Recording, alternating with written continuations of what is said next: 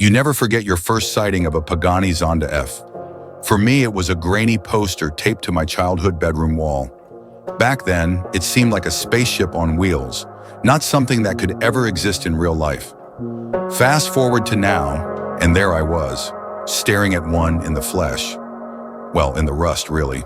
It sat there in the back corner of a neglected garage, looking less like the icon of my dreams and more like a rejected prop from a post-apocalyptic movie. But it had potential, and like a hopeless romantic, I was ready to make it shine again.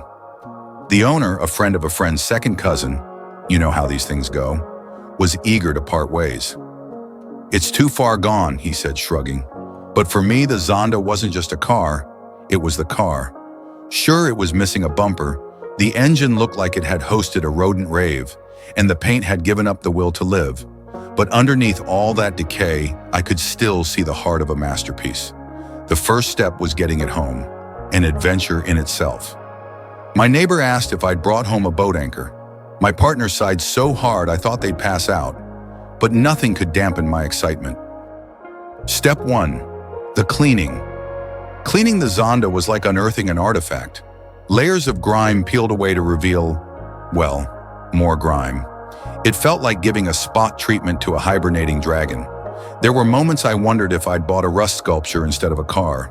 But then, under the muck, a glimmer of that signature carbon fiber bodywork appeared. My heart did a little dance.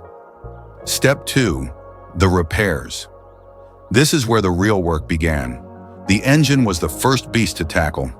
Every bolt I removed felt like pulling teeth from a very angry, very stubborn dinosaur.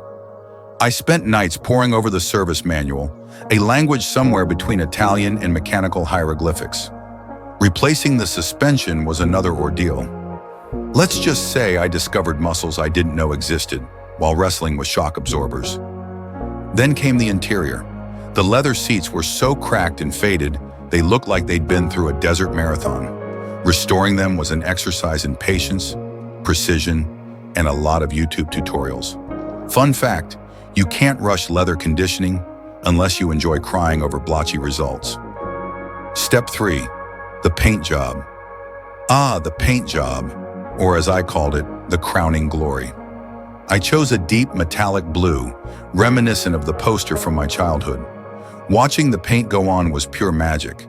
It felt like the car was shedding its old skin, ready to roar back to life.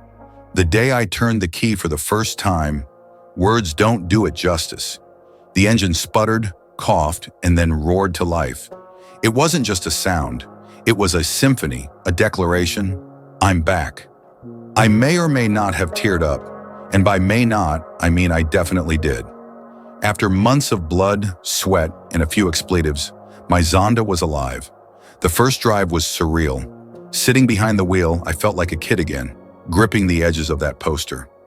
Every curve of the road was a reminder of what this car was meant to do. It wasn't just a car, it was a story, a testament to persistence, and maybe a little madness. As the wind whipped past and the engine sang, I realized this wasn't just about restoring a car. It was about restoring a dream, proving to myself that with enough passion and determination, you can take something broken and make it beautiful again. So what's the takeaway? Never underestimate the power of a little elbow grease, a lot of love, and a stubborn refusal to quit. And always, always believe in second chances, even for rust-covered supercars. After all, isn't that what life's all about?